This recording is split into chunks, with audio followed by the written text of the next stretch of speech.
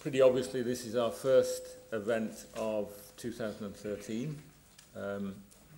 Broadly speaking, our Finding Petroleum event split into regional exploration topics and technology topics.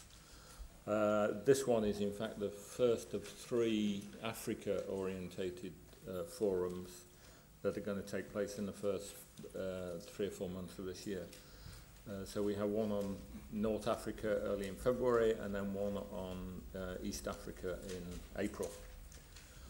It's great to see you, so many of you here today. I mean, it's certainly true that the best attended event we had last year was the East Africa event.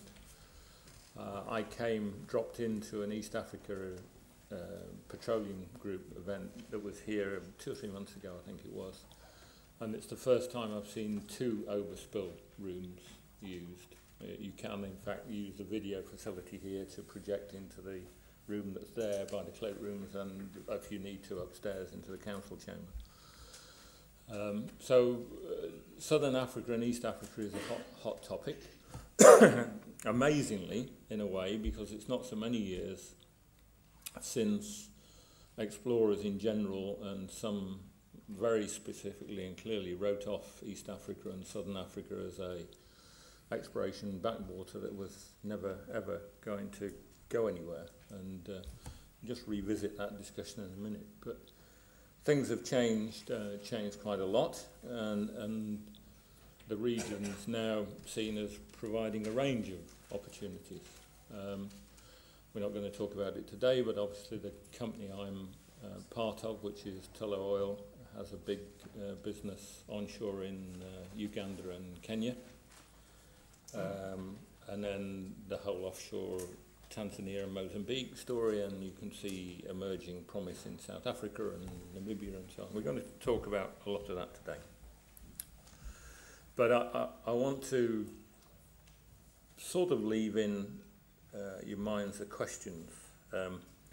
What we're trying to do today is expose where the opportunities are, because they're diverse nowadays, and of course with that what they are, oil or gas, or tight gas, or conventional, or what, and perhaps critically when they're likely to be available and realised and generate economic growth in the region. And I think particularly the timing issue is important. One of our, or perhaps our key supporter in nurturing this particular forum has been the South African DTI group. They have an outpost here in the High Commission in Trafalgar Square, and they are eager to attract British companies into South Africa in particular, and to make sure that British companies are aware of and know how to take advantage of opportunities in Southern Africa in general and South Africa in particular. And they've already held an event or 2 at the High Commission itself, and I believe plan a business delegation to South Africa sometime this year.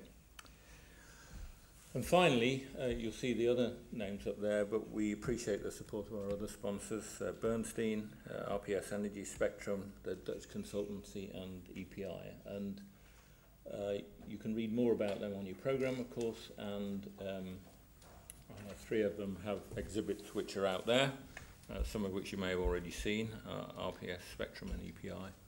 And of course they'll be there during the breaks and at lunchtime. Okay. So to our presentations and what's in them. Now, of course, you know, if you use Google occasionally, like I do, and look at where what names or what words conjure up lots of hits. One is the Falklands, for all sorts of very obvious reasons. The other is East Africa, and much of that interest has been generated by the enormous amounts of gas that have been reported in Tanzania and Mozambique by Anadarko, ENI, BG, Statoil, and other companies like Ophir and so And the words are, the volumes are reportedly so large that the words, I don't know about you, but the words LNG spring into my mind straight away, followed by the thought, which is, I wonder how this fits into the global flows of LNG around the planet, because unlike a oil discovery offshore Africa, which you can develop with an FPSO and consider somewhat in isolation, LNG, you have to start thinking about what the heck is going on everywhere else in the world and who needs this stuff.